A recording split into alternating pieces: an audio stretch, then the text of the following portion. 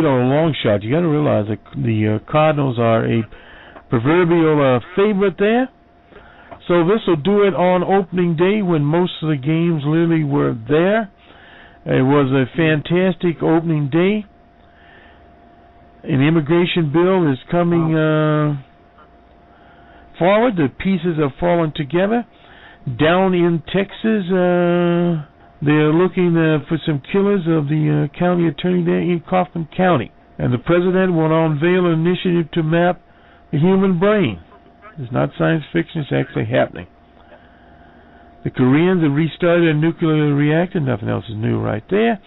We'll have more on that as the week moves along here.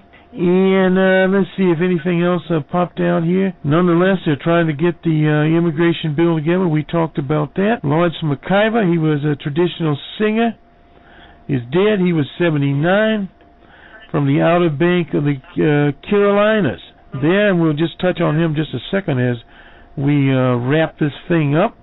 He was the founder and longtime lead singer of the McIntosh County Shouters, a Georgia group representing the last community in America to perform traditional ring shout, the century-old black form of worship that,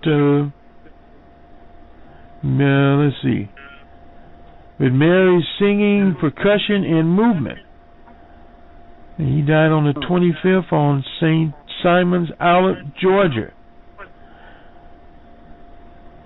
So the shout-out, rooted in a ritual dance of West Africa, forged by Atlantic slave trade, is believed to be the oldest surviving African-American performance tradition of any kind, centered in the Galgusi region of the coastal South. It differs from traditional African-American religion in style and execution.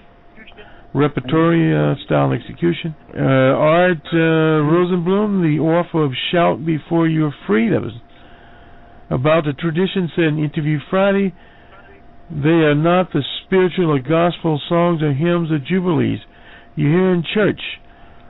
McIver's Shouters, last original member, appeared with the group until he was in his mid-80s and widely acknowledged as the right ring chief custodian.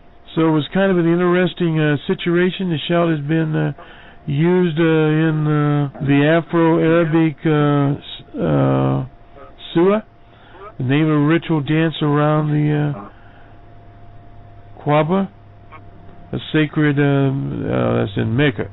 So in other words, this is related to the area of tradition and the secular steps which the shouter is known of, no reason reasons dancing. You understand in the Arabic or Islamic tradition there is no dancing. Now I'm not talking about the Sufis. Different ball game. We're not going obviously to that. But nonetheless, the group, 4 men, 5 women, they performed all over the place. Kennedy Center, in various other places, slave shout songs from the coast of Georgia, recorded by Folkway on the Folkway label in '84, on Chain Memories in 2003, HBO documentary built around the slave narrative. In 2013, the McIntosh County Shouters were awarded a National Heritage Fellowship by the National Endowment for the Arts. Mr. McIver was born in Bowdoin in April 1915.